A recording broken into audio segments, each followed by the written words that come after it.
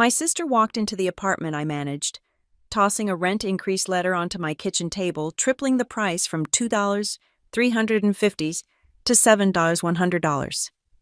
My parents. They called it fair, but they didn't know that beneath my fingernails was ink from the signature on documents my grandmother had left me. The entire building was mine, and I'd been preparing for this moment in silence for 3 years. My name is Claire Maddox, and I've spent the last 6 years managing Maple Glen Apartments, a modest but well-maintained building in the heart of Portland.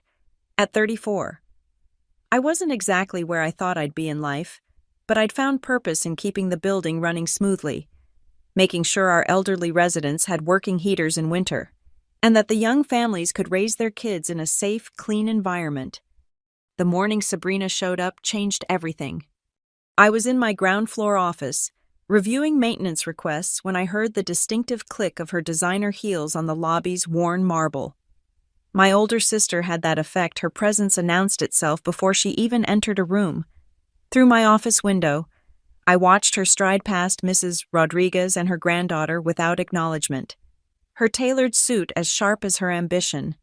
"Claire," she said, not bothering to knock as she entered my office, "we need to talk."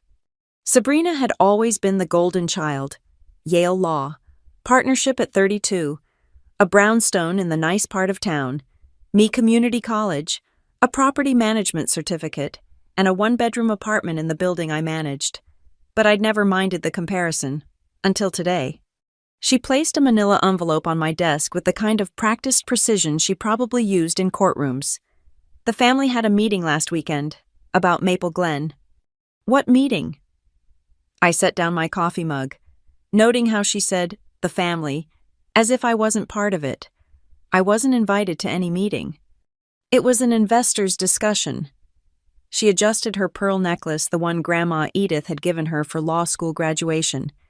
"Mom, Dad, myself, and Uncle Richard, we've been reviewing the building's financials." My stomach tightened. "The building's financials are fine. We're at 95% occupancy. Maintenance is up to date."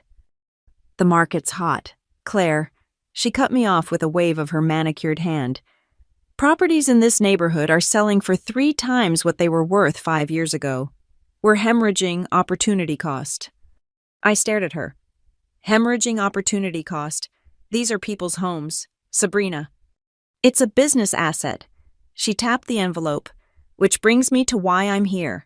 Effective next month, we're implementing new rental rates to align with market standards." My hands were steady as I opened the envelope, but my mind was racing. The letter inside was printed on Sabrina's law firm letterhead. Of course it was. My eyes scanned down to the numbers, and I had to read them twice. $7,100. My voice came out strangled. "My rent is going from $23.50 to $7,000. Your below-market rate was a courtesy extended by Grandma Edith." Sabrina's tone was clinical, detached. "But we can't run a business on sentiment. Every unit paying below market rate is money left on the table. This is triple what I'm paying now. Actually, it's 3.02 times your current rate." She smiled, actually smiled. "But don't worry. As family, we're giving you 60 days instead of the standard 30, Dad insisted." I thought of my residents, Ruth Saunders in 3B, who'd lived here for 15 years. The Nguyen family in 2A with their new baby. Old Mr. Petrov, who fed the stray cats behind the building. "What about everyone else? Are you raising their rents too?" "Market rate adjustments across the board." She pulled out her phone, already moving on to her next task. "Those who can afford to stay will stay. Those who can't." She shrugged. "Will be homeless. Will find housing within their means." She looked up from her screen, and for a moment, I saw something flicker in her eyes, annoyance, disdain. "This is the real world. Claire, Grandma coddled you, letting you play property manager, keeping rents artificially low, but she's been gone 3 years now, and it's time to maximize the asset's potential." Grandma cared about people. Grandma was from a different era. Sabrina stood, smoothing her skirt. The vote was unanimous. "Claire, Mom and Dad agree it's what's best for the family's financial future." The words hit like a physical blow. Mom and Dad voted for this. They understand business. She moved toward the door, then paused. Oh, and we'll need you to distribute the notices to all residents by end of week. As property manager, that's still your job. For now. The threat in those last two words wasn't subtle. Sabrina, please, can we talk about this? Maybe a smaller increase? There's nothing to discuss. She turned back, and the smile on her face was the same one she'd worn when she'd beaten me at Monopoly as kids, when she'd gotten into Yale while I was waitressing, when she'd bought her brownstone while I was still renting. It's just business. Claire, don't take it personally. The door clicked shut behind her, leaving me alone with the letter that would destroy everything I'd worked to maintain. I sank into my chair, staring at the numbers that seemed to grow larger the longer I looked at them. $7,100, more than most of my residents made in a month. I thought about calling my parents, but what was the point? They'd chosen their side, voted to support Sabrina's plan without even telling me there was a meeting. The family had decided. And I wasn't really family, I was just the little sister who managed the building, whose below-market rent was a courtesy they could no longer afford to extend. My phone buzzed. A text from Sabrina. Notices need to go out by Friday. Template attached. Don't forget to include yours. That emoji, that damn smiling emoji, summed up everything. This wasn't just business to her. She was enjoying this, enjoying putting me in my place, enjoying the power she held. I looked around my small office at the maintenance schedules I'd carefully organized, the birthday calendar where I tracked every resident's special day, the thank you cards pinned to my bulletin board from families I'd helped over the years. 6 years of my life, building a community, creating a home for people who needed one. And with a single vote I wasn't even invited to participate in. My own family had decided to tear it all down. But as I sat there, something Grandma Edith used to say echoed in my mind. The truth has a way of surfacing. Claire, just like cream in coffee, you can stir all you want, but it always rises to the top. I pulled open my desk drawer, looking for tissues, and my fingers brushed against something I'd forgotten was there, a small key on a faded ribbon. Grandma's safety deposit box key. I'd been meaning to go through her remaining papers, but had never found the time. Maybe now was exactly the right time. Standing up, I pocketed the key and looked once more at the rent increase letter. Sabrina thought she'd won, thought she'd put me in my place once and for all. My parents thought they were making a smart business decision. But Grandma Edith had loved this building, had loved these people. She wouldn't have left things this simple, this cruel. She'd been too smart for that, too careful. And as I locked my office door, heading for the bank, I couldn't shake the feeling that Grandma had one more surprise waiting, one that my family's unanimous vote hadn't accounted for. The game wasn't over. It had just begun. I'd barely made it back from the bank when I heard the soft knock on my apartment door, still reeling from finding Grandma's safety deposit box empty except for a cryptic note. Look closer to home, dear one. I wasn't prepared for visitors. Ruth Saunders stood in my doorway, her 72-year-old frame wrapped in the hand-knitted cardigan she'd worn every day since her husband passed. She held a tea tray with 2 cups and a plate of her famous lemon cookies. You look like you could use some chamomile, dear, she said, not waiting for an invitation before shuffling past me into my living room. Ruth had been Grandma Edith's closest friend, their daily tea ritual as sacred as Sunday church. After Grandma passed, Ruth had tried to include me in the tradition, but I'd always been too busy with building maintenance, too overwhelmed with grief. Today, I didn't have the energy to refuse. I heard about the rent increases, she said, settling into my armchair as if she belonged there. Mrs. Rodriguez is in tears. The Nguyen family is already looking at listings in Gresham. News travels fast. I sank onto my couch, accepting the cup she offered. The chamomile's honeyed scent reminded me painfully of Grandma's kitchen. Your sister made quite an entrance this morning. Ruth's sharp eyes studied me over her teacup. Very professional, very efficient. That's one word for it. I have other words, but Edith raised me better than that. She set down her cup with deliberate precision. Though I must say, this whole business smells fishier than the docks at low tide. It's perfectly legal, I said, the words bitter in my mouth. Property owners can raise rent to market rate. Sabrina made sure to cite all the relevant statutes in her letter. Legal and right aren't the same thing. Ruth leaned forward. Your grandmother knew that. It's why she loved you so much you understood that a building isn't just bricks and mortar, it's the lives inside it. Tears pricked my eyes. Well, apparently the rest of my family disagrees. They voted to maximize the asset's potential. I mimicked Sabrina's clinical tone. Voted? Ruth's eyebrows climbed toward her silver hairline. When was this vote? Last weekend, apparently. A family investors meeting I wasn't invited to. Interesting. She pulled a small notebook from her cardigan pocket, the same kind Grandma used to carry. And who exactly attended this meeting? Sabrina. My parents. Uncle Richard. Why? Ruth made a note, her handwriting still precise despite her age. I worked as a legal secretary for 40 years. Dear, 30 of those at Hartwell and Associates, dealing with property law. She looked up. In my experience, when family members hold secret meetings about inherited property, something's usually rotten. A chill ran down my spine. What are you saying? I'm saying your grandmother was the sharpest woman I knew. She played bridge like a chess master and ran this building like a Swiss watch. Ruth helped herself to a cookie. She also didn't trust your sister as far as she could throw her. Told me so herself, right in this room, 2 weeks before she died. My hand trembled, tea sloshing dangerously close to the cup's rim. She never said anything to me about not trusting Sabrina. She didn't want to burden you. You were already doing so much, keeping this place running while she was sick. Ruth's voice softened.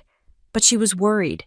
Sabrina had been asking questions about the building's value, about development potential, about zoning laws. Edith didn't like it. But Sabrina barely visited when Grandma was alive. She visited plenty, just not when you were around. Ruth's revelation hit like cold water. Always came during your Tuesday morning supply runs, always left before you got back. My mind raced, trying to process this information. Why didn't you tell me before? What good would it have done? You were grieving, trying to keep everything together.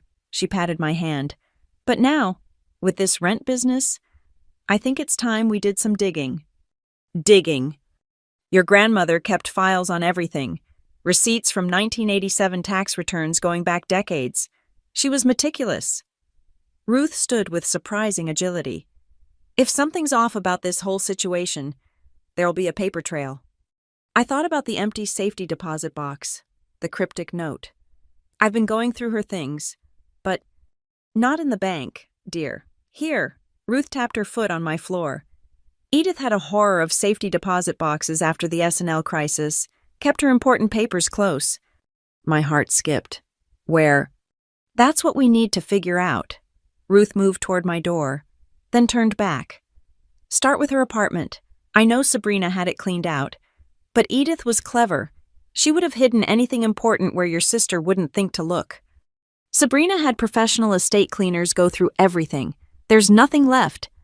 Did they check inside the radiator covers behind the electrical panels, under the floorboard in the closet that always creaked? Ruth smiled at my shocked expression. Edith and I shared many secrets over our tea, including where she kept her emergency chocolate stash. After Ruth left, I sat in my apartment, mind spinning. The building felt different now, not just my workplace and home, but a puzzle Grandma had left behind. Look closer to home, her note had said. I grabbed my master keys and headed to the basement storage area. Grandma's unit was in the far corner, supposedly empty after Sabrina's efficient cleaning.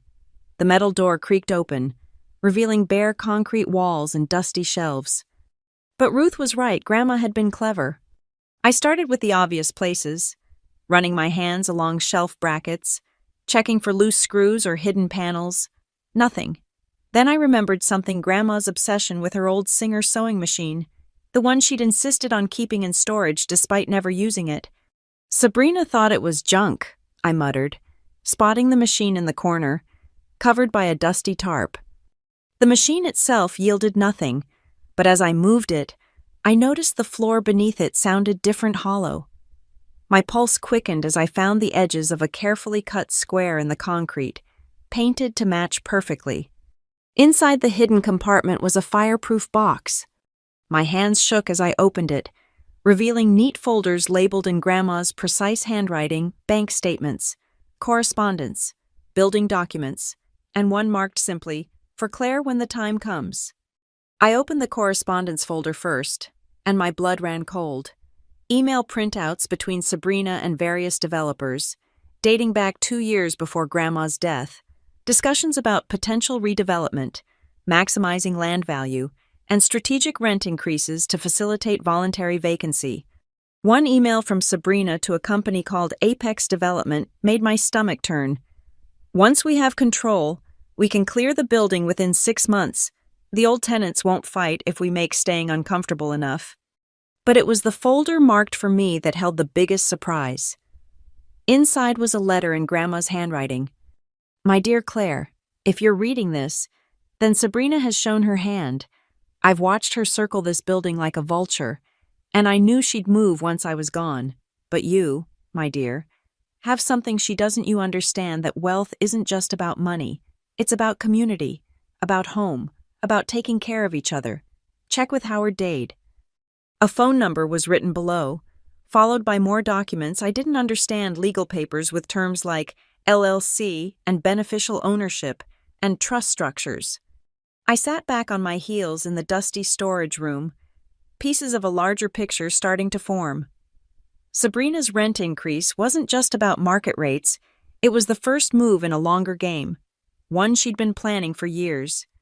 But Grandma had been playing a longer game still.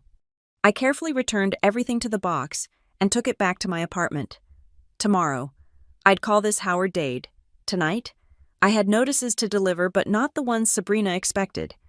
As I drafted a memo to my residents about an emergency building meeting, I thought about Ruth's words, "Legal and right aren't the same thing." Grandma had taught me that too. She'd also taught me that in chess, the best defense was often a carefully planned counterattack. And thanks to her hidden files, I finally had the pieces I needed to play. The morning I was supposed to distribute Sabrina's rent increase notices, I instead found myself sitting in a small cafe in southeast Portland, watching rain streak down the windows. Across from me, Howard Dade looked nothing like the high-powered attorney I'd expected. In his 70s, wearing a well-worn cardigan and nursing a cup of black coffee. He could have been any retiree enjoying a quiet morning. Until he started talking. "Your grandmother was one of the smartest clients I ever had," he said, pulling a thick folder from his briefcase. "Also one of the most suspicious. She came to me 3 years before she passed, convinced your sister was plotting something." 3 years. I set down my untouched latte. "But that's right around when Sabrina started visiting her during your supply runs." Howard's knowing smile reminded me of Grandma's. "Edith noticed. She noticed everything." He opened the folder, revealing documents that made my head spin. "Your grandmother restructured the building's ownership in a very specific way. On paper, the family trust owns Maple Glen Apartments. That's what your sister sees, what she's acting on. But ownership was actually transferred to an LLC called Summit Ivy Holdings 3 years ago. The trust only manages the building, it doesn't own it." He slid a document across the table. "And Summit Ivy Holdings has one sole owner." I stared at the paperwork, my name printed clearly on the ownership documents. "I don't understand. I never signed anything. I would remember." "You did sign. Your grandmother had you sign what you thought were routine management papers. Page 47 of your employment contract update, to be specific." His eyes crinkled with amusement. "Edith was very thorough. Every signature witnessed, every document notarized, every I dotted and T crossed."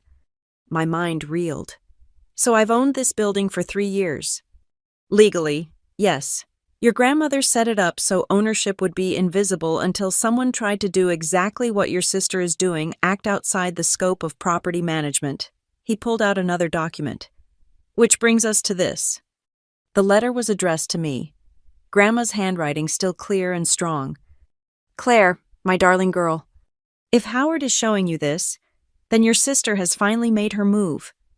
I'm sorry for the deception, but I knew Sabrina would never let you have the building if she knew the truth. She's too much like my brother Harold sees everything in dollars and cents, never in hearts and souls. The building is yours, legally and completely. Summit Ivy Holdings was my final gift to you. Named after the ivy that grows on the building's east wall, the one you always said made it look like home. Sabrina can raise rents as property manager, but she needs owner approval for any increase over 10%. She doesn't have it. More importantly, check the management agreement. Section 15.3.2. Sabrina should have read the fine print. I've watched you pour your heart into Maple Glen for years. You know every resident's story, every leaky pipe, every dream and worry within those walls. That's why it's yours. Not because you're the best at business, but because you're the best at caring. Make me proud, sweetheart, and don't let your sister's fancy law degree intimidate you. Right is might, and you've got both. All my love, Grandma Edith. P.S. Tell Ruth she was right about the storage room floor. That woman always was too clever for her own good. Tears blurred my vision as I looked up at Howard. Section 15.3.2. His grin widened. Automatic termination of management rights upon any attempt to raise rents more than 10% without documented owner approval. Your sister just fired herself. But she's a lawyer.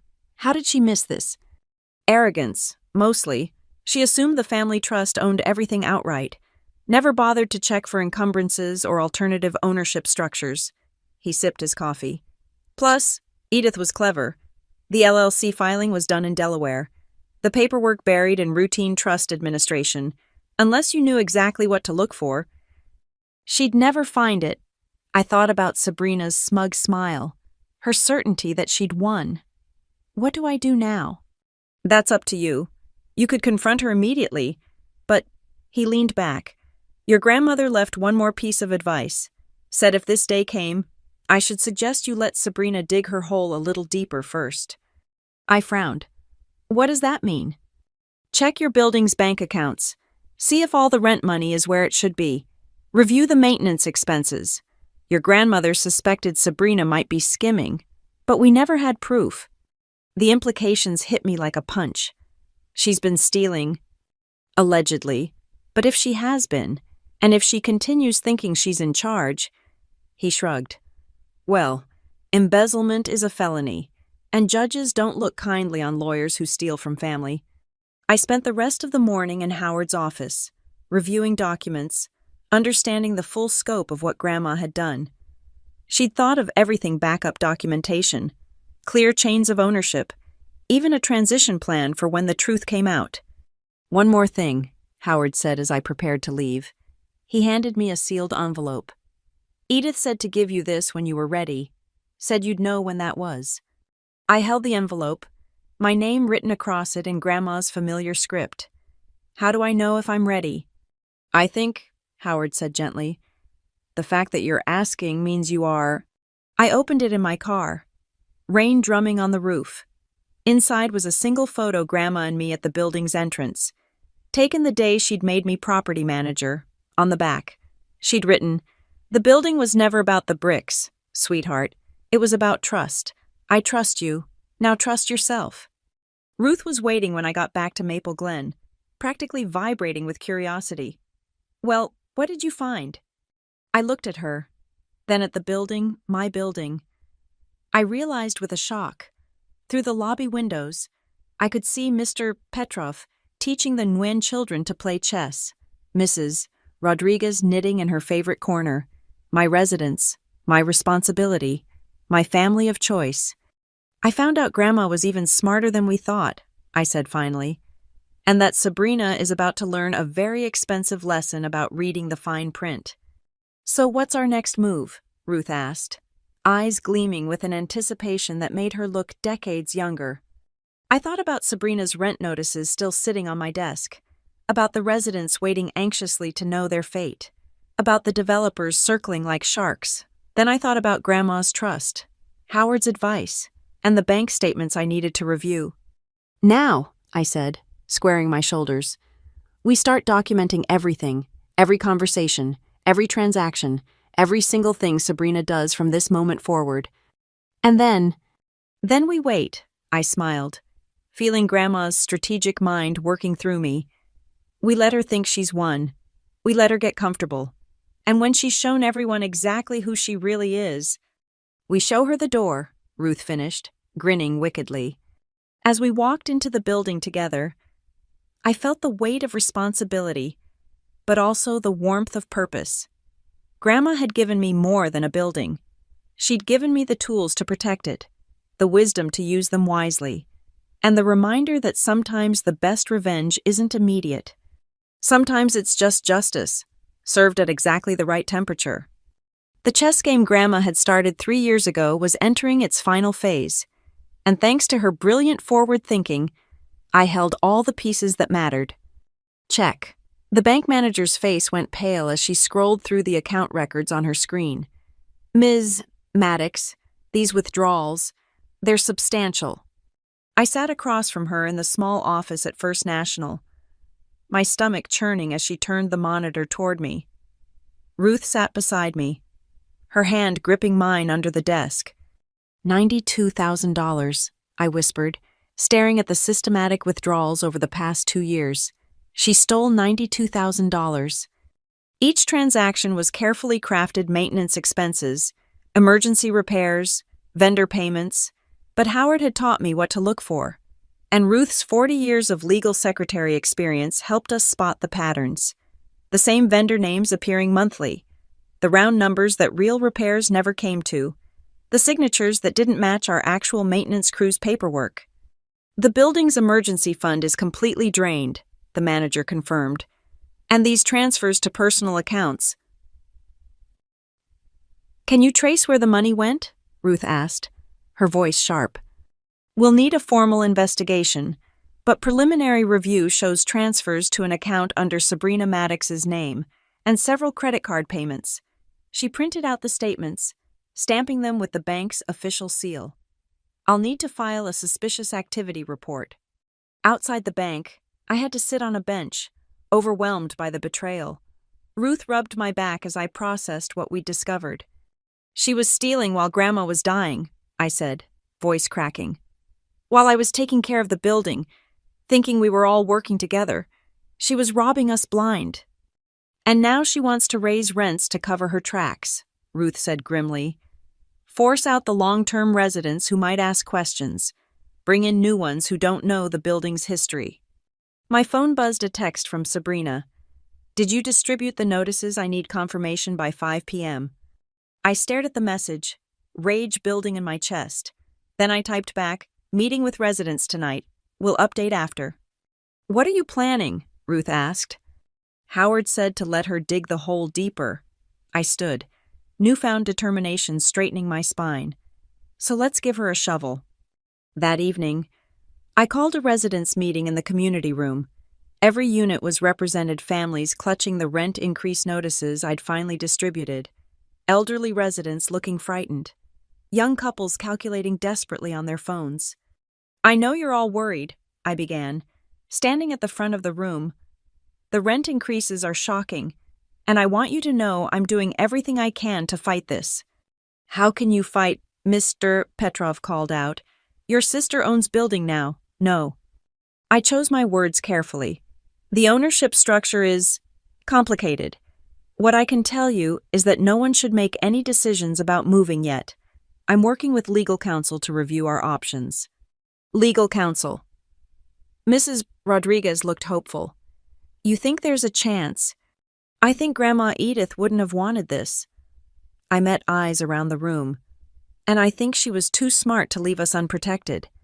The meeting continued for another hour, residents sharing their fears, their anger, their memories of Grandma. I took notes, recorded everything with their permission, building the case Howard said we'd need. As people filed out, the Nguyen family approached me. Miss Claire, Mrs. Nguyen said softly, we found apartment in Gresham, but we wait. Yes, you really think you can stop this? I thought about the ownership documents in my safe, about Sabrina's embezzlement, about the careful trap Grandma had laid.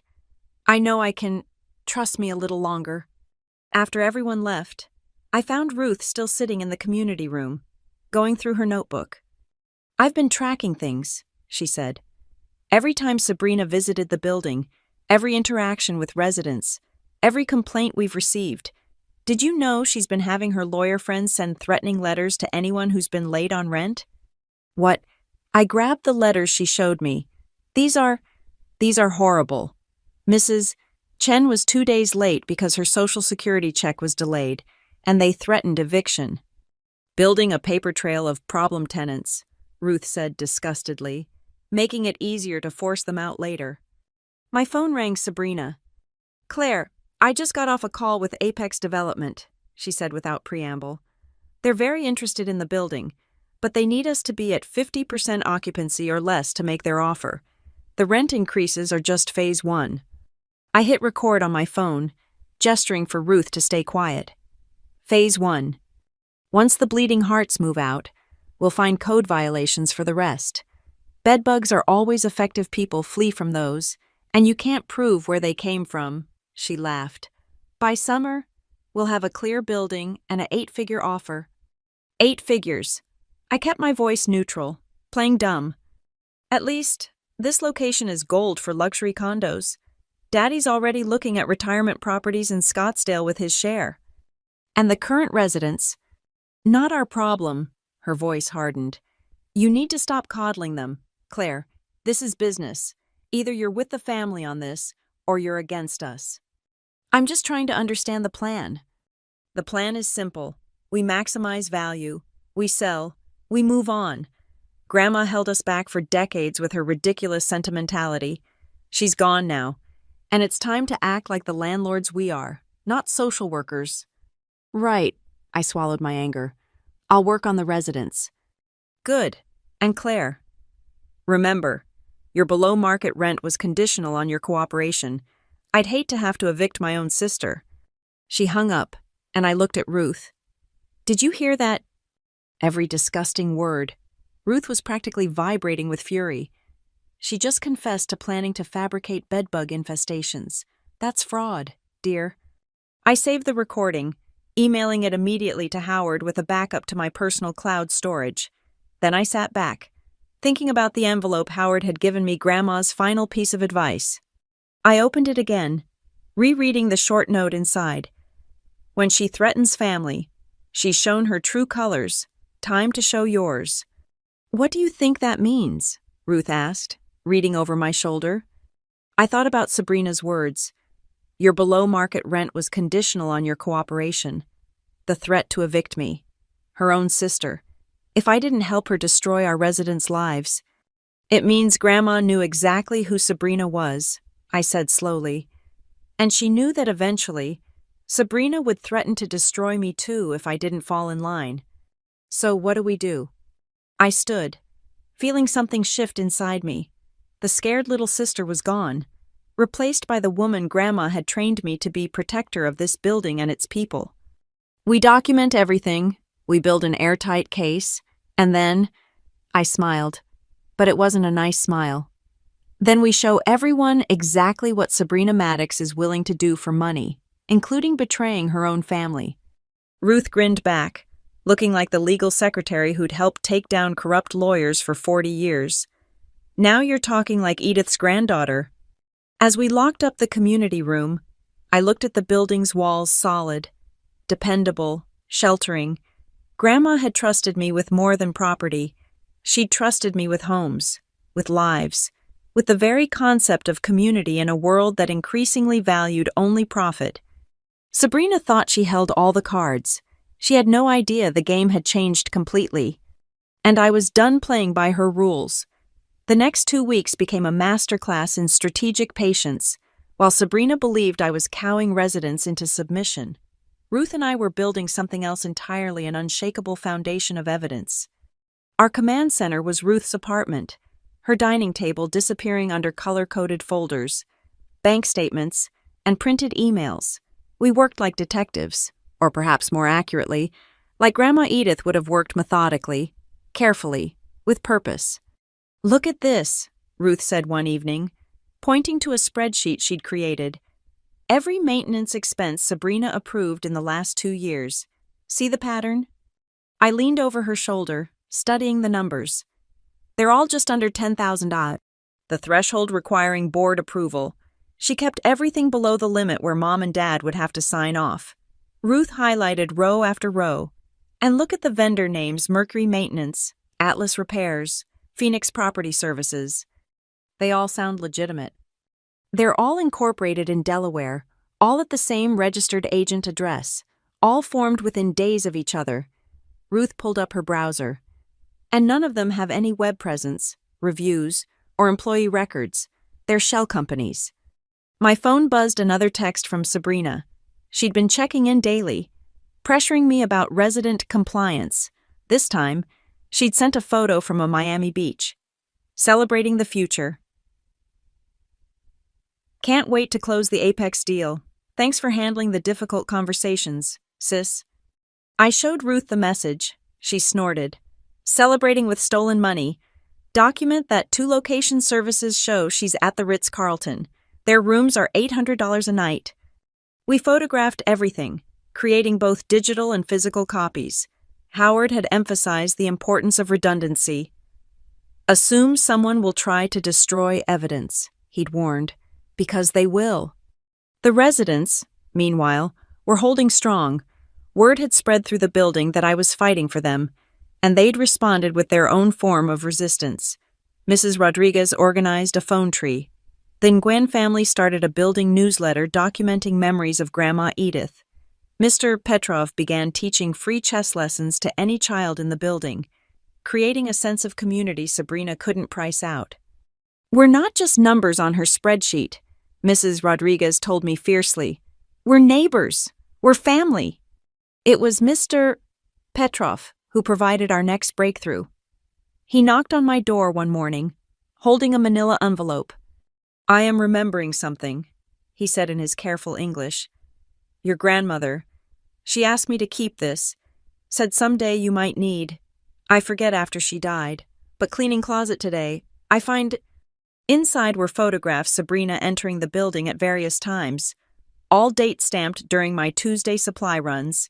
But more importantly, there were photos of her with a man I didn't recognize, the 2 of them reviewing documents in the lobby. Who is this? I asked. Marcus Wolf, Mr. Petrov said. From Apex Development. They meet many times before your grandmother died, always when you gone. My blood chilled. Sabrina had been planning this before Grandma was even gone. Ruth immediately began cross-referencing the dates with Grandma's medical records. Claire, she said slowly, these meetings, they coincide with your grandmother's bad days, days when she was on heavy pain medication. Sabrina was meeting with developers while Grandma was suffering upstairs. Worse, Ruth's voice was grim. Look at this signature on the preliminary agreement with Apex. It's dated 2 weeks before Edith died. I stared at what was clearly meant to be Grandma's signature, but wasn't. She forged it. Or got it when Edith wasn't lucid. Either way. Ruth trailed off. But we both knew the implications. This went beyond embezzlement. This was elder abuse, fraud, conspiracy. That night, I called Howard. We need to move soon. Sabrina's getting impatient, and I'm worried she'll escalate. Do you have enough evidence? I looked around Ruth's apartment at our war room of documentation. We have proof of embezzlement, fraud, conspiracy with Apex, forged signatures, and recorded admissions of planning to fabricate code violations. Is that enough? Howard chuckled. Edith would be so proud. Yes, that's more than enough. But there's one more thing: we need a public forum where Sabrina can't control the narrative. What kind of forum? Patience. I'm arranging something. Keep documenting, and be ready to move when I give the signal. 2 days later, Sabrina escalated exactly as I'd feared. She showed up with 3 men in suits, lawyers from her firm. We're conducting unit inspections, she announced in the lobby, loud enough for everyone to hear. Looking for lease violations, unauthorized occupants, any health code issues. You need to give 24-hour notice for inspections, I said calmly. Not for suspected health hazards. She smiled that sharp smile. We've had reports of pest activity. From whom? Anonymous complaints, very serious ones. She gestured to her lawyers. My colleagues will be documenting everything. I suggest you tell your residents to cooperate fully. I knew this was the manufactured crisis she'd threatened, but I played along. Of course, though I should mention, we just had our quarterly pest inspection last week. Clean bill of health. Her smile flickered. We'll see about that. The lawyers spent 4 hours going through units, photographing everything, clearly looking for any excuse to issue violations. But our residents were ready. Mrs. Rodriguez had organized a cleaning brigade the night before. Every unit was spotless. Every lease term followed to the letter. Nothing, one lawyer reported to Sabrina. These are some of the cleanest units I've inspected. Sabrina's face darkened. Check again. We've checked 3 times. There's nothing here that violates any codes or lease terms. She turned on me. What did you do? My job, I said simply. I manage a well-maintained building with responsible tenants, just like Grandma taught me. Her composure finally cracked. You think you're so clever, fine. We'll do this the hard way. She pulled out her phone. I'm calling an emergency board meeting. Mom, Dad, and Uncle Richard. Tomorrow, 2 p.m. We're voting on immediate management changes. Looking forward to it, I said. She stared at me, probably wondering why I wasn't panicking. You should be worried. Claire, when the board votes you out, you'll have 30 days to vacate your apartment, below market rate or not. We'll see. After she left with her legal entourage, Ruth emerged from her apartment where she'd been recording everything through her door's peephole. Did you get it all? Every word, dear, including her admission that the pest reports were fake. Ruth grinned. She really doesn't learn, does she? I thought about tomorrow's board meeting, about the family that had chosen Sabrina's money over my community. They thought they were gathering to remove me. They had no idea they were walking into Grandma Edith's final checkmate. No, I said, feeling remarkably calm. She doesn't, but she's about to. I spent that night preparing, gathering every piece of evidence, every document, every recording. Howard had said to wait for his signal, and I trusted him the way Grandma had. Tomorrow, my family would learn who really owned Maple Glen Apartments, and Sabrina would discover that sometimes the little sister you've underestimated your whole life is exactly the opponent you should have feared most. The building was quiet as I finally went to bed, but I could feel it like the building itself was holding its breath, waiting for justice. Grandma, I thought, looking at her photo on my nightstand, I hope I make you proud tomorrow. Somehow, I knew I would. The doorbell rang at 8 a.m., 6 hours before the board meeting that was supposed to seal my fate. I opened it to find my parents standing there, my mother clutching her purse like armor, my father avoiding eye contact. We need to talk, Mom said, pushing past me into my apartment. This has gone too far. Claire. Dad followed, looking around my modest living room with an expression I couldn't read. They'd rarely visited since Grandma died, too busy with their retirement plans, their golf club memberships, their new life funded by Sabrina's success. Would you like coffee? I offered, playing the dutiful daughter one last time. This isn't a social visit. Mom settled onto my couch like a judge preparing to pass sentence. Sabrina called us last night. She says you're being obstructive, turning the residents against her, sabotaging the sale. I'm protecting our residents. Mom, families who've lived here for decades. They're not our residents, Dad interrupted, finally meeting my eyes. They're tenants, and it's time you understood the difference. The words stung more than I expected. Grandma understood the difference. She chose to care anyway. Your grandmother was from a different time, Mom said dismissively. She let emotion cloud her business judgment. We won't make the same mistake. Emotion. I felt my carefully maintained calm beginning to crack. Is that what you call treating people with dignity? We call it being practical, Dad said. Sabrina has shown us the numbers. This building is worth $12 million as luxury condos. That's $3 million for you. Claire, enough to set you up for life. I don't want the money. Then you're a fool. Mom's words were sharp, final, just like Mother, clinging to old-fashioned ideas while the world moves on. I studied my parents, these people who'd raised me, who'd taught me to share and be kind and help others. When did they become these cold strangers who saw dollar signs instead of human beings? What happened to you? I asked quietly. When did you become people who would throw families onto the street for money? When we realized we'd spent our whole lives being poor while others got rich, Dad said bitterly. Your grandmother had $1 million asset and let people live in it for peanuts. We won't make that mistake. Those peanuts kept roofs over heads, food on tables, children in schools. Not our problem, Mom echoed Sabrina's words from weeks ago. Claire, you need to decide which side you're on, your family or strangers. The residents aren't strangers. They're nothing to us. Mom cut me off. You have until the meeting to decide. Support Sabrina's plan, or we'll vote you out as property manager. And yes, that means you'll lose your apartment too. Below market rent is for family who acts like family. They stood to leave, but I couldn't let them go without trying one more time. What if I told you Sabrina's been stealing, that she's been embezzling from the building for years? Mom laughed, actually laughed. Sabrina, she makes more in a month than you make in a year. Why would she need to steal? Greed, Mom, pure greed.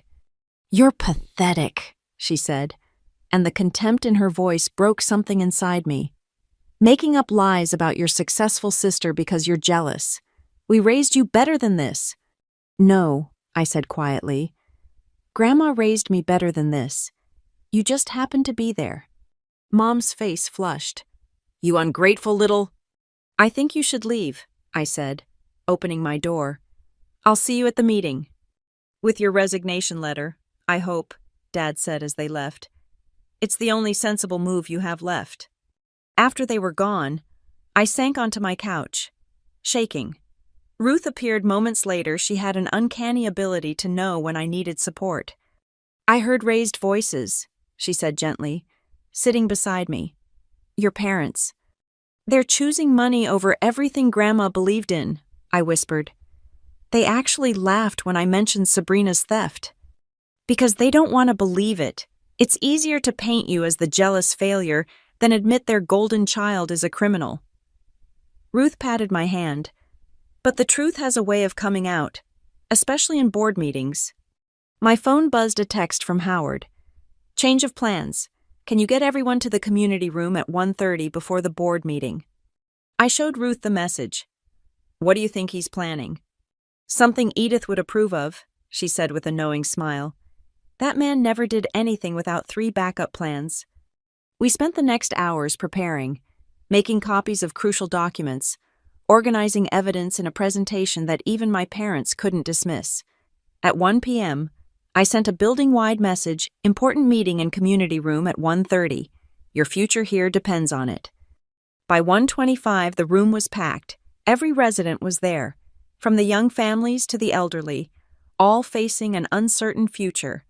The anxiety in the room was palpable. At exactly 1:30, Howard walked in, but he wasn't alone. A court reporter followed him, setting up equipment, and behind them came 3 people I didn't recognize, all carrying official-looking briefcases. Ladies and gentlemen, Howard announced, I'm Howard Dade, attorney for the true owner of Maple Glen Apartments. We're here to inform you that despite what you've been told, your homes are safe. A ripple of confusion went through the crowd. I stood up. Howard, what's happening? He smiled. What's happening is transparency. These are representatives from the state attorney's office, the Department of Consumer Protection, and the Real Estate Commission. They're very interested in what's been happening at Maple Glen. The door burst open. Sabrina stood there, face flushed with anger, our parents and Uncle Richard behind her. What is this? The board meeting is in my office. No, Howard said calmly. The board meeting is wherever the owner decides to hold it, and the owner has decided on the community room. I'm the managing partner of the family trust, Sabrina sputtered. I decide. You're the former managing partner, I said, standing up. As of Howard, As of 1:27 p.m., when you attempted to raise rents over 10% without owner approval, triggering the automatic termination clause in Section 15.3.2 of the management agreement. Sabrina's face went white. What are you talking about? The family trust owns the building. No, I said, pulling out the ownership documents. I do. Summit Ivy Holdings, LLC, sole proprietor Claire Elizabeth Maddox, has been for 3 years. The room erupted. Residents gasped. My parents stared in shock, and Sabrina looked like she'd been punched. That's impossible, she said. I would have known. You would have, if you'd done proper due diligence instead of assuming you knew everything. Howard opened his briefcase. But that's not the only reason we're here today. The state attorney representative stepped forward. Ms. Sabrina Maddox, we've received credible evidence of embezzlement, fraud, and elder abuse. We'll need you to come with us for questioning. This is ridiculous. Sabrina backed toward the door. You can't prove anything. Actually, I said, pulling up my phone, I played the recording of her admitting to planning fake bedbug infestations, to meeting with Apex Development, to forcing out residents. The room listened in horrified silence as Sabrina's own words condemned her. Additionally, Ruth stood up, holding her meticulously organized folders. We have documented evidence of $92,000 in fraudulent withdrawals, shell companies created to siphon building funds, and forged signatures on contracts with developers while Mrs. Edith Maddox was on her deathbed. The government officials moved toward Sabrina, who looked desperately at our parents. Mom, Dad, tell them this is a mistake. But our parents were staring at the evidence being displayed, the color draining from their faces as they realized their golden child was exactly what I'd tried to tell them, a thief and a fraud. Sabrina, Mom whispered, is this true? I was trying to maximize value, Sabrina shouted. For all of us, Claire doesn't understand business. Claire understands that business without ethics is just theft with extra steps, Howard said. Your grandmother knew that. It's why she made sure Claire would be here to stop you. As the officials led Sabrina away, she turned to look at me one last time. You ruined everything. No, I said quietly. You ruined everything the day you decided money mattered more than people. I just made sure you couldn't hurt anyone else. The room was silent after she left, everyone processing what they'd witnessed. Then Mr. Petrov started clapping. Slowly, Mrs. Rodriguez joined him, then the Nguyen family, and soon the entire room was applauding. My parents stood frozen by the door, looking lost. For a moment, I felt sorry for them. Their retirement dreams funded by Sabrina's success were crumbling before their eyes. Claire, Dad said hoarsely, we didn't know. You didn't want to know, I corrected gently. It was easier to believe I was jealous than to believe she was corrupt. They left without another word, shoulders slumped with the weight of their choices. Uncle Richard slunk out behind them, probably calculating how much of his investment in Sabrina's schemes he'd lost. Howard waited until the room settled before speaking again. Now then, as the owner's attorney, I'm authorized to announce that all rent increase notices are hereby rescinded. Rents will remain at current levels, with only cost of living adjustments as outlined in your original leases. The cheer that went up could probably be heard 3 blocks away. 3 weeks had passed since Sabrina's arrest, and the family meeting my mother had called felt like walking into an ambush. She'd chosen neutral ground, a private room at the Hilton downtown, but nothing about this felt neutral. The entire extended family was there, cousins I hadn't seen in years, aunts and uncles who'd always favored Sabrina, distant relatives who probably came for the drama.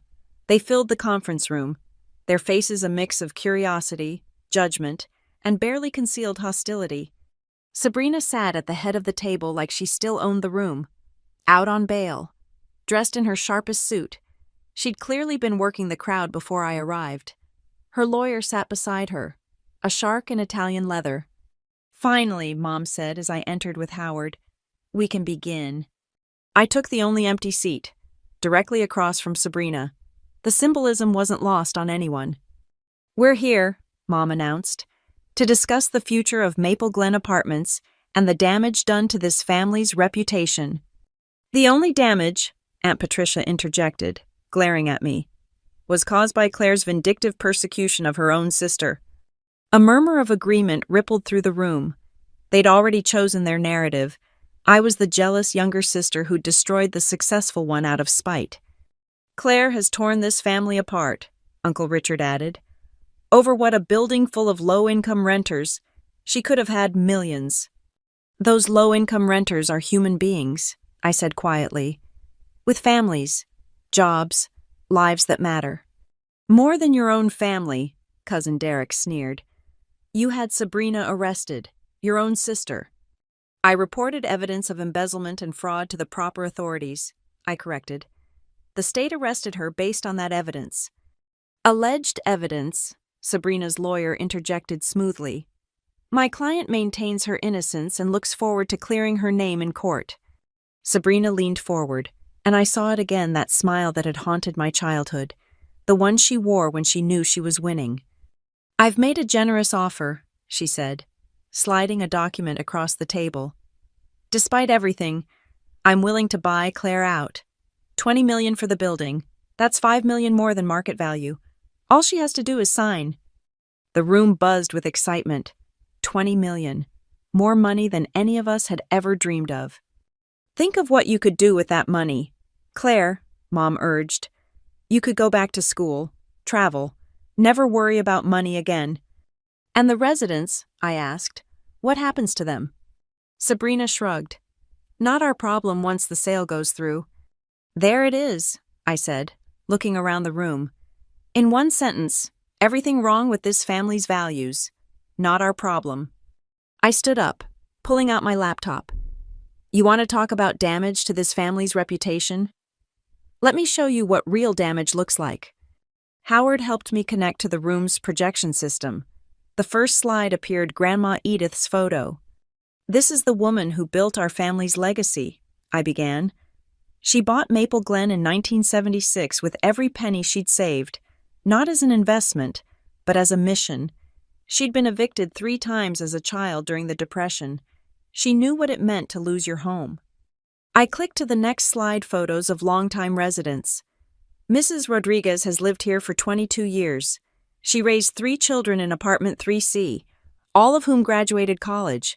Mr. Petrov fled the Soviet Union with nothing but the clothes on his back. Maple Glen was his first real home in America. Sob stories don't pay bills, someone muttered. No.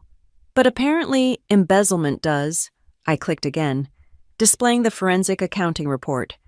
$92,000 stolen over 2 years. Shell companies. Forged signatures. All while our grandmother was dying. Alleged. Sabrina's lawyer protested. Documented, I countered, showing bank records. Every transaction traced, every false vendor identified. But that's not the worst part. The next slide showed email exchanges between Sabrina and Apex Development. These emails date back 3 years. While Grandma was suffering from cancer, while I was caring for her in the building, Sabrina was secretly negotiating to sell to developers. I clicked through email after email, each more damning than the last. The room grew quieter with each revelation. The old bat can't last much longer. I read from one email. Once she's gone, we can move forward with the full redevelopment plan. Gasps echoed through the room. Even Sabrina's supporters looked uncomfortable. That's taken out of context, Sabrina said, but her voice had lost its confidence. Then let's add context. I played the audio recording of her admitting to planning fake bedbug infestations, to forcing out families, to seeing residents as obstacles to profit. When her voice on the recording said, "They're not our problem," I saw Mom flinch. But the real context, I continued, is this. I showed the video Howard had revealed at the resident meeting, Grandma Edith's final message. The room watched in silence as Grandma, frail but fierce, looked into the camera. If you're watching this, it means Sabrina has shown her true colors. I've known for some time that she sees Maple Glen as nothing but dollar signs. That's why I've taken steps to protect it. Claire, my darling, you understand what I've spent my life building. It's not about the property, it's about the promise. The promise that everyone deserves a safe, affordable home, that community matters more than profit, that we take care of each other. Grandma's image paused, seeming to look directly at each person in the room. To my family watching this, I know you'll be angry. I know you'll feel cheated out of money you think you deserve. But ask yourself, what legacy do you want to leave? Do you want to be remembered as the family who got rich by making others homeless, or the family who stood for something more? The video ended. The silence was deafening. She was sick, Sabrina said desperately, not thinking clearly. Her medical records show she was completely lucid when this was recorded. Howard interjected. As 3 doctors have already testified. This is what you're protecting, Uncle Richard accused, turning on me. This bleeding heart nonsense that keeps us all poor. Poor. I laughed, but there was no humor in it. You drive a BMW. You vacation in Europe. You own 3 rental properties. You're not poor. You're just not as rich as you think you deserve to be. And what's wrong with wanting more? Aunt Patricia demanded. Nothing, unless more comes at the cost of destroying lives. I looked around the room. Grandma built something beautiful, a place where refugees could find safety, where single mothers could afford to raise their children, where elderly people could age with dignity. And you want to tear it down for condos that will sit empty, owned by foreign investors as tax shelters. You're being dramatic, Mom said, but her voice wavered. Am I? I pulled up local news articles. This is what happens when buildings like ours get redeveloped. Homeless encampments, families sleeping in cars, children changing schools 3 times in a year because their parents can't find stable housing. I turned to Sabrina. This is your legacy. This is what you want the Maddox name associated with. The Maddox name should be associated with success, she shot back, with wealth and power and embezzlement, I interrupted, because that's what the headlines say now. Prominent lawyer charged with stealing from family property. Elder abuse alleged in real estate scheme. Is that the reputation you wanted? Sabrina's lawyer whispered urgently in her ear, but she shook him off. You did this. You destroyed my career, my reputation, everything. No, Sabrina. You did that the moment you decided stealing was easier than earning. I closed my laptop. I'm not selling. Not to you. Not to developers. Not to anyone who sees homes as just investments. Then you're a fool, she spat. And when you're old and still managing that decrepit building, remember you could have had millions. I'll remember that I kept families in their homes, that I honored Grandma's legacy, that I chose people over profit. I stood to leave. And I'll sleep perfectly well. This isn't over, Sabrina called after me. The trial hasn't even started. I'll beat these charges. And when I do, when you do. I turned back. You'll still be someone who tried to make families homeless for money. No verdict can change that. I walked toward the door, Howard beside me. But Mom's voice stopped me. Claire, wait. I turned to see tears on my mother's face, the first real emotion I'd seen from her in years. I remember when Mother bought Maple Glen, she said softly. I was 12. She was so proud. Said it was proof that in America, even someone like her could make a difference. She did make a difference, Mom, to hundreds of lives. I know, Mom's voice broke. Somewhere along the way, I forgot that mattered. I crossed back to her, taking her hands. It's not too late to remember. The room erupted in arguments, some family members defending Sabrina, others beginning to question what they'd supported. But I didn't stay to listen. I'd said what I needed to say, shown what they needed to see.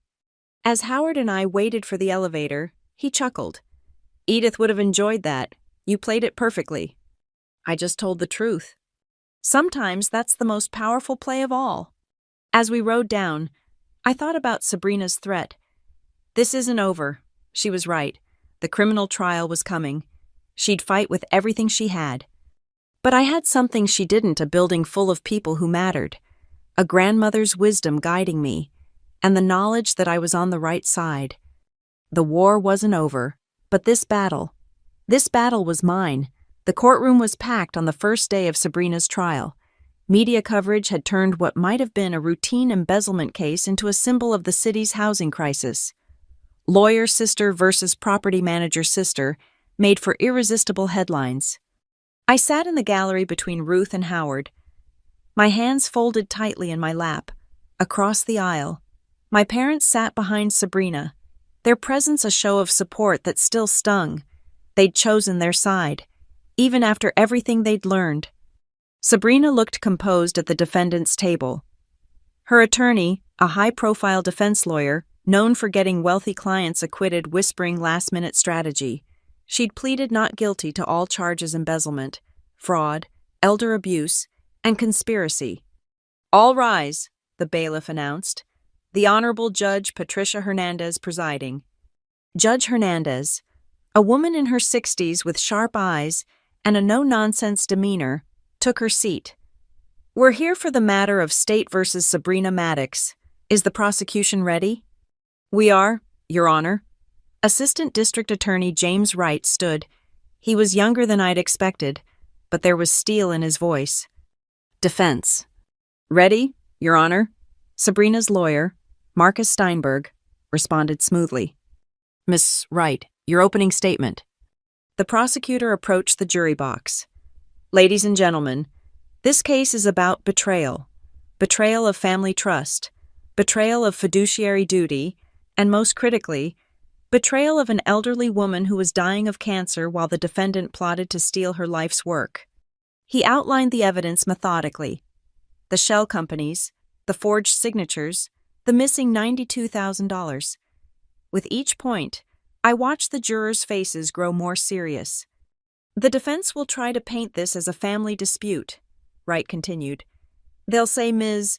Claire Maddox is a jealous sister, that this is about inheritance and hurt feelings. But the evidence will show something far darker: a calculated scheme to defraud not just a building, but the vulnerable residents who called it home."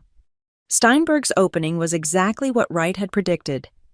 "This is indeed a family dispute," he said with practiced sympathy, "a tragic misunderstanding between sisters, complicated by grief and conflicting visions for a family property. My client, Sabrina Maddox, is a respected attorney with an impeccable record. She's being persecuted by a sister who resented her success and manipulated their dying grandmother into cutting the family out of their rightful inheritance." I felt Ruth's hand squeeze mine as Steinberg continued. "We'll show that every action Ms. Maddox took was within her legal rights as the appointed manager of the family trust, that what the prosecution calls embezzlement was actually legitimate business expenses, that Claire Maddox, motivated by spite, has orchestrated this entire prosecution to destroy her sister's career." The first witness was the forensic accountant. She walked the jury through the financial records with devastating precision. These vendor companies, Mercury Maintenance, Atlas Repairs, Phoenix Property Services, they all share the same Delaware registration address. None have employees, equipment, or any history of actual work performed. "And where did the money go?" Wright asked. "To accounts controlled by the defendant. We traced $92,000 in payments to these shell companies, all of which ended up funding personal expenses, vacations, luxury goods, credit card payments." Steinberg tried to shake her on cross-examination, suggesting the expenses were legitimate business entertainment, that the companies were real contractors, but the accountant held firm, producing documentation that demolished each claim. The second day brought the property records expert. This signature, purportedly Edith Maddox's authorization for preliminary sales agreements with Apex Development, was made 2 weeks before her death when hospital records show she was heavily sedated and physically unable to write. "Objection," Steinberg called. "The witness isn't a medical expert." "I'm not testifying to her medical condition," the expert clarified. "I'm testifying that the handwriting analysis shows clear signs of forgery, inconsistent pressure, letter formations that don't match authenticated samples, and most tellingly, the signature was written with a Mont Blanc pen that records show the defendant purchased 3 days before this document was signed." The third day was the hardest. The prosecution played my recordings of Sabrina, her admission about planning fake bedbug infestations. Her callous dismissal of residents' lives, her meetings with developers while Grandma was dying upstairs. Her voice filled the courtroom. They're not our problem once the sale goes through. I watched my parents as they heard their successful daughter's true nature laid bare. Mom's face had gone pale. Dad stared at his hands. Then came my turn to testify. State your name for the record, Wright began after I was sworn in. Claire Elizabeth Maddox. What was your relationship with Edith Maddox? She was my grandmother, but more than that, she was my mentor, my example of how to live with purpose. Wright led me through the timeline, discovering the rent increases, finding the hidden documents, uncovering the embezzlement. I kept my voice steady, focusing on facts rather than emotions. Why didn't you immediately confront your sister when you discovered you owned the building? On the advice of counsel, we wanted to document the full extent of the fraud first. Also, I paused, choosing my words carefully. I hoped I was wrong. I hoped there was an explanation that didn't involve my sister stealing from dying grandmother. And was there such an explanation? No. The evidence only pointed to one conclusion: Sabrina had been systematically defrauding the building while planning to sell it to developers against Grandma's express wishes. Steinberg's cross-examination was brutal. Isn't it true you've always resented your sister's success? I've never resented Sabrina's legitimate success. I resented her treating our grandmother's legacy as a piggy bank. You lived in that building at below market rent for years, didn't you? I did. In exchange for managing the property, maintaining it, and being on call 24/7 for emergencies. While your sister worked 60-hour weeks building her career, while my sister apparently worked those hours planning to steal from our family business, yes. He tried angle after angle, painting me as lazy, jealous, manipulative, but I had truth on my side, and truth has a way of standing firm against accusations. You secretly inherited a $12 million building and didn't tell your family for 3 years. Doesn't that make you the deceptive one? I didn't know I'd inherited it until after Sabrina tried to destroy the lives of dozens of families. My grandmother structured it that way to protect those families from exactly what Sabrina attempted. On the 4th day, the residents testified. Mrs. Rodriguez spoke about raising her children at Maple Glen, about the community Grandma had built. Mr. Petrov described fleeing persecution, finding safety in apartment 2B. The Nguyen family talked about starting their American dream in a place that welcomed them. The defendant saw us as obstacles to profit, Mrs. Rodriguez said, tears in her eyes. But Mrs. Edith saw us as people, as family. Steinberg tried to dismiss them as biased, but their dignity and honesty resonated with the jury. The most dramatic moment came when Sabrina took the stand in her own defense. Steinberg tried to paint her as a dedicated daughter trying to maximize value for her family, but Wright's cross-examination was surgical. You met with Apex Development while your grandmother was dying. I was exploring options for the family's future. Yes or no, did you meet with developers while your grandmother was in hospice care? Yes, but did you tell her about these meetings? She wasn't in a condition to understand complex business. So that's a no. Did you tell your sister, who was caring for your grandmother daily? Claire wouldn't have understood. Another no. Did you create shell companies to bill the building for work that was never performed? Those were legitimate vendors. Wright produced the evidence again, piece by damning piece. With each question, Sabrina's composed facade cracked a little more. Ms. Maddox, in this recorded conversation, you said you planned to make staying uncomfortable enough that residents would leave voluntarily. What did you mean? I was speaking hypothetically about introducing bedbugs. That's your hypothesis. The jury looked disgusted.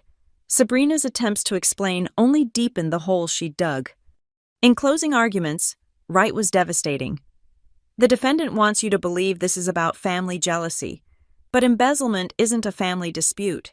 Fraud isn't a sibling rivalry. Elder abuse isn't a difference of opinion. These are crimes, and the evidence proves beyond reasonable doubt that Sabrina Maddox committed them. Steinberg made one last attempt, arguing that Sabrina had acted within the law as she understood it, that any irregularities were honest mistakes, that sending her to prison would destroy a promising career over what amounted to aggressive business practices. The jury deliberated for only 4 hours. "Has the jury reached a verdict?" Judge Hernandez asked. "We have, Your Honor." "On the charge of embezzlement in the first degree, how do you find?" "Guilty." "On the charge of fraud?" "Guilty." "On the charge of elder abuse?" "Guilty." "On the charge of conspiracy?" "Guilty." With each guilty, I watched Sabrina shrink in her chair. The composed, confident sister who'd smirked while tripling my rent was gone. In her place sat someone forced to face the consequences of her choices. Mom sobbed quietly. Dad's face was stone. They'd backed the wrong daughter, and now everyone knew it. Judge Hernandez scheduled sentencing for the following month. As court officers prepared to take Sabrina into custody, her bail revoked after the guilty verdict, she turned to look at me. For a moment, I saw my sister, not the predator she'd become, but the girl who'd taught me to ride a bike, who'd snuck me cookies when Mom said no. Then the moment passed, and her face hardened. "I hope you're happy," she said. "I'm not," I replied honestly, "but I am relieved that you can't hurt anyone else." As they led her away, I stood on shaking legs. Ruth hugged me. Howard patted my shoulder, and the residents who'd come to support me offered quiet congratulations. But there was no joy in winning, only the sad satisfaction of knowing I'd done what was necessary to protect the people who depended on me. Justice had been served, but it tasted like ashes. The morning of Sabrina's sentencing arrived gray and drizzling, fitting weather for what felt like a funeral. I dressed carefully in the navy suit Grandma had bought me for my college graduation. "Every woman needs one perfect suit," she'd said. Today seemed like the right time to wear it. The courthouse steps were crowded with reporters. The case had become a symbol of the city's housing crisis, with editorial writers using phrases like greed versus community and the human cost of gentrification. I kept my head down, letting Howard guide me through the mob of cameras and microphones. Inside, the gallery was packed again, but this time, I noticed new faces: other property managers, tenant advocates, even city council members. What had started as a family dispute had become something larger. My parents sat in their usual spot, looking older than I'd ever seen them. Mom had called several times since the verdict, leaving voicemails I couldn't bring myself to return. What was there to say they'd chosen their side? And we all had to live with the consequences. Sabrina entered in custody, wearing county jail orange instead of her designer suits. The month since her conviction had worn on her. Her face was thinner, her perfect posture slightly slumped, but when our eyes met, I still saw defiance there. "All rise," the bailiff called, and Judge Hernandez took her seat. "We're here for sentencing in the matter of State versus Sabrina Maddox. I've reviewed the pre-sentencing report, the victim impact statements, and the arguments from both sides." She looked at Sabrina. "Ms. Maddox, would you like to make a statement before I pronounce sentence?" Sabrina stood, Steinberg beside her. "Yes, Your Honor." She unfolded a piece of paper with shaking hands. "I want to start by saying that I maintain my innocence. I believe I acted within my rights as property manager and in the best interests of my family's financial future." A murmur ran through the gallery. Even now, she couldn't admit what she'd done. "However," she continued, "I acknowledge that my actions caused pain to the residents of Maple Glen Apartments. That was never my intention. I was raised to believe that success meant maximizing profit. That sentiment had no place in business. I see now that this philosophy has cost me everything: my career, my freedom, and my family." She turned to look at me directly. "Claire, I know you think you've won, but what have you really accomplished? You're still managing a rundown building for people who will never appreciate your sacrifice. You'll never have the life you could have had. And for what? So strangers can have cheap rent." "That's enough, Ms. Maddox," Judge Hernandez interrupted. "This is meant to be a statement of remorse, not a continuation of your trial arguments." Sabrina folded her paper. "I'm finished, Your Honor." "Very well. The court has received numerous victim impact statements, but I understand Ms. Claire Maddox wishes to address the court directly. I hadn't planned to speak, but standing there, seeing Sabrina still unrepentant, I knew I had to. Yes, Your Honor. I approached the podium, my prepared statement suddenly feeling inadequate, so I spoke from the heart instead. Your Honor, people keep asking me if I'm happy my sister is going to prison. I'm not. This isn't about happiness, it's about protection. Sabrina stole money. Yes, but she tried to steal something far more valuable, the homes and dignity of dozens of families. I turned to face Sabrina. You ask what I've accomplished. I've kept Mrs. Rodriguez in the apartment where she raised her children. I've ensured Mr.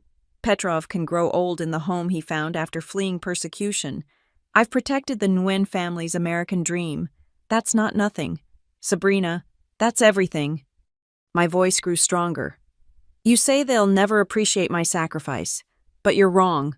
Every birthday card from a resident, every child who runs to hug me in the hallway, every thank you from a family that can afford groceries because their rent is reasonable, that's appreciation worth more than any luxury condo development. I looked at Judge Hernandez. Your Honor, my grandmother used to say that we're measured not by what we accumulate, but by what we preserve for others. Sabrina tried to destroy what Grandma preserved. She violated the trust of a dying woman who loved her, stole from families who could least afford it, and even now shows no real remorse. I ask that the court consider not just the financial crimes, but the human cost of her actions. As I returned to my seat, Ruth squeezed my hand. Edith would be so proud, she whispered. Judge Hernandez reviewed her notes before speaking. Ms. Maddox, you were convicted of embezzlement, fraud, elder abuse, and conspiracy. The pre-sentencing report shows a pattern of deliberate, calculating behavior spanning years. You abused your position of trust, stole from vulnerable residents, and exploited your grandmother's illness for personal gain. She paused, her stern gaze fixed on Sabrina. What troubles this court most is your complete lack of genuine remorse. Even now, you frame your crimes as business decisions, as if that somehow mitigates the harm you've caused. You've shown no understanding of the human impact of your actions. The sentencing guidelines suggest 8 to 12 years. The prosecution has asked for the maximum. The defense requests leniency based on the defendant's lack of prior record and professional accomplishments. My heart pounded as Judge Hernandez continued. However, this court must consider the egregious nature of these crimes. You're an attorney. Ms. Maddox, you knew the law and chose to break it. You used your legal knowledge not to help others, but to construct elaborate schemes to defraud. You betrayed your profession, your family, and most importantly, the vulnerable residents who depended on stable housing. She lifted her gavel. Therefore, this court sentences you to 10 years in state prison with possibility of parole after 7. You're ordered to pay full restitution of $92,000 to Maple Glen Apartments. Upon release, you'll be permanently disbarred from practicing law. You'll serve 5 years probation following your incarceration. The gavel came down with finality. Sabrina swayed on her feet, Steinberg steadying her. 10 years, a decade of her life, gone. This court is adjourned. As officers prepared to lead Sabrina away, my mother suddenly stood. Wait, please, can I speak to my daughter? Judge Hernandez nodded, and the officers allowed Mom to approach. I watched as she reached for Sabrina, who stood stiff and unresponsive. I'm sorry, Mom sobbed. We failed you. We taught you that money mattered more than people, and now I'm paying for believing you, Sabrina said coldly. You all wanted me to be successful, to make you proud, to make us rich. I did what you raised me to do. No, Dad spoke for the first time, his voice broken. We raised you wrong, Claire. He looked at me. Claire learned the right lessons despite us. From Edith, we should have listened to her. Sabrina laughed bitterly. Too late for should-haves. Dad, I hope you enjoy spending my commissary money for the next 10 years. The officers led her away, her orange jumpsuit disappearing through the courtroom doors. My parents stood frozen, watching their golden child vanish into the prison system. Outside, the rain had stopped. Reporters swarmed again, but this time I paused on the courthouse steps. "Ms. Maddox, how do you feel about the sentence?" someone shouted. I thought for a moment. I feel grateful that justice was served, but mostly, I feel sad. Sad that greed destroyed my family. Sad that it took criminal prosecution to stop my sister from making dozens of families homeless. And sad that she still doesn't understand why what she did was wrong. "What's next for Maple Glen Apartments?" another reporter asked. "What's always been next," I said. "We continue being a community. We maintain affordable housing in a city that desperately needs it. We prove that Grandma Edith was right that taking care of each other matters more than maximizing profit. Will you reconcile with your parents?" I glanced back to see them emerging from the courthouse, looking lost and broken. That's up to them. They need to decide what kind of people they want to be. My door is open when they figure that out. Back at Maple Glen, the residents had organized a gathering in the community room. Not a celebration, we all understood this wasn't a happy ending, but a moment of closure. To Edith Maddox, Mr. Petrov raised his coffee mug, who saw the future and protected us all. To Claire, Mrs. Rodriguez added, who had the courage to do what was right, even when it cost her everything. "It didn't cost me everything," I said, looking around at their faces. "It showed me what I really had all along. Family isn't just blood. It's the people who stand with you, who trust you, who make a community worth protecting." Ruth pulled out a photo Grandma and me, taken the day she'd secretly made me the owner. She knew. Didn't she knew this day would come? She knew Sabrina, I said, and she knew me. Most importantly, she knew what mattered.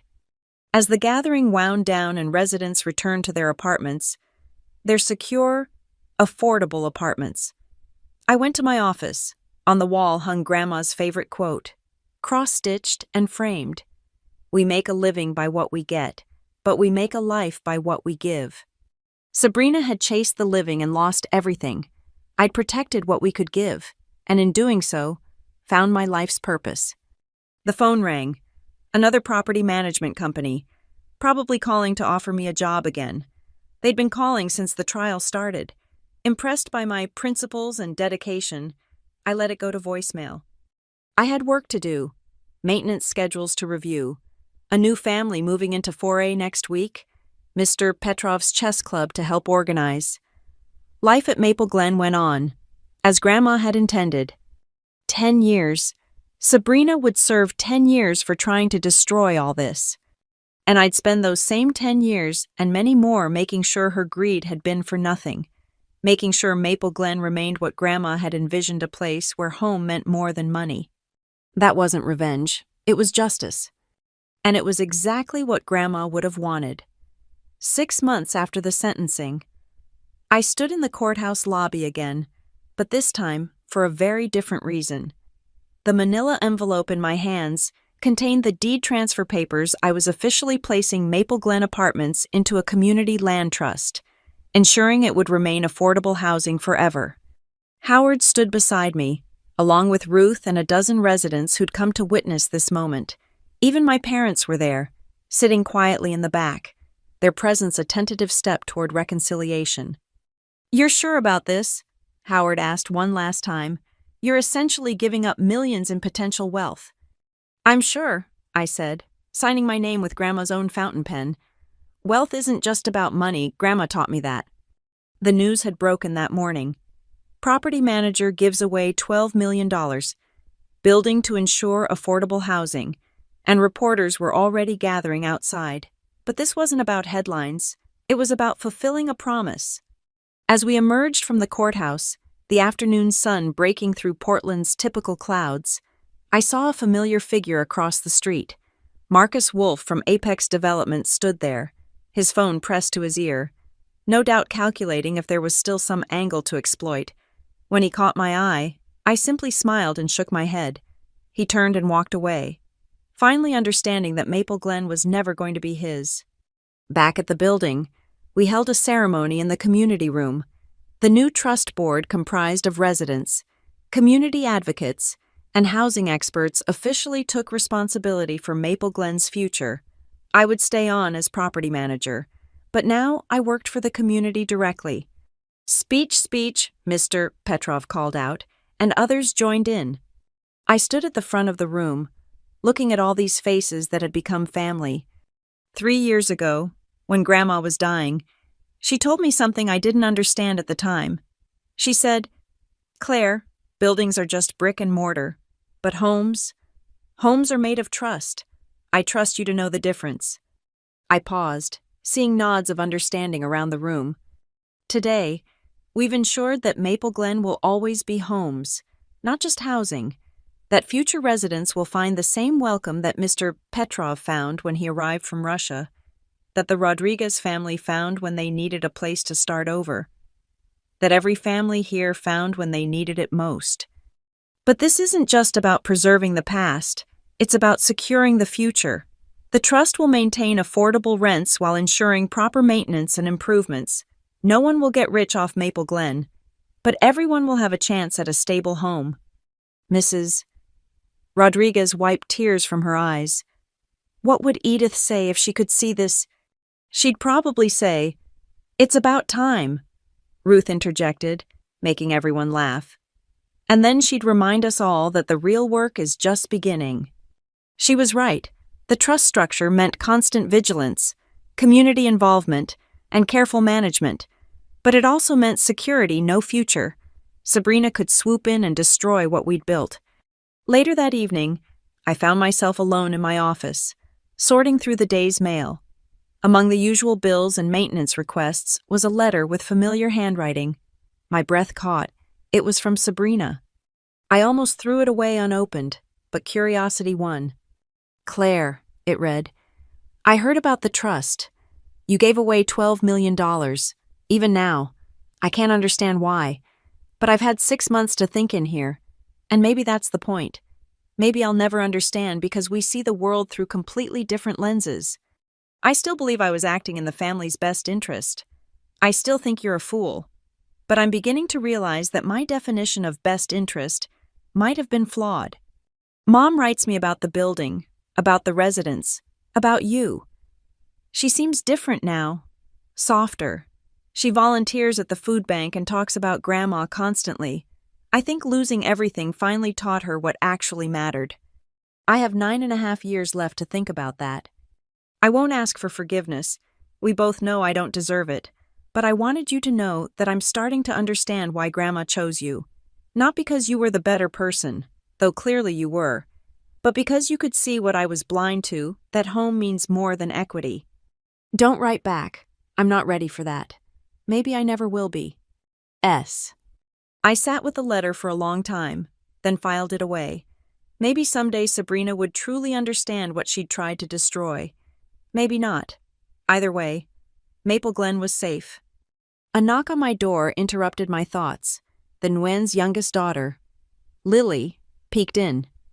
"Miss Claire Mama wanted me to give you this." She handed me a card, handmade with construction paper and glitter. Inside, in careful children's handwriting, "Thank you for keeping our home safe. Love, Lily."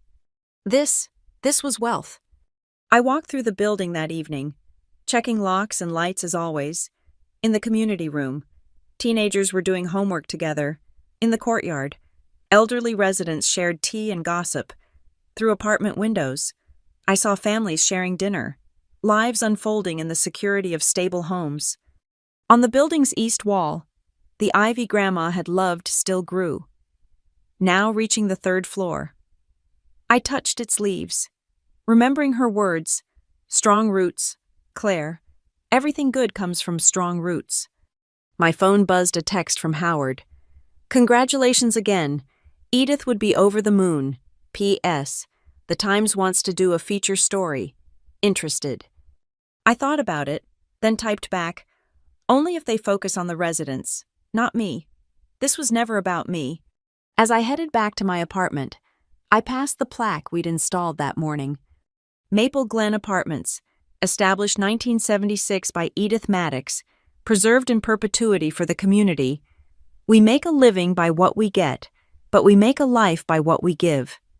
10 years from now, when Sabrina walks out of prison, this building will still be here, still affordable, still home to families who need it. The ivy will have grown higher, the residents will have changed, but the mission will remain. She asked what I'd accomplished, choosing community over cash. The answer was all around me in every maintained apartment, every child playing safely in the courtyard, every elderly resident aging in place with dignity. I'd accomplished exactly what Grandma had envisioned. I'd proven that greed didn't always win, that communities could fight back, that sometimes the little sister who everyone underestimated could change the game entirely. Sabrina had tried to raise my rent from $2 to $350 to $700. She'd smirked, as our parents called it, fair. She'd thought she held all the cards. But Grandma had taught me that in the end, the house doesn't always win. Sometimes, the home does. And that's not just a victory, that's a legacy worth preserving. The end. Thank you so much for listening to this story. I'd love to know where in the world you're listening from. Please drop a comment and share your thoughts about Claire's journey and what home means to you. If this story resonated with you, please subscribe to the channel and hit the like button. And if you really want to help more people discover this story, please hit that hype button. It makes a huge difference in helping others find these tales of justice and family. Until next time, remember, sometimes the greatest revenge is simply doing the right thing.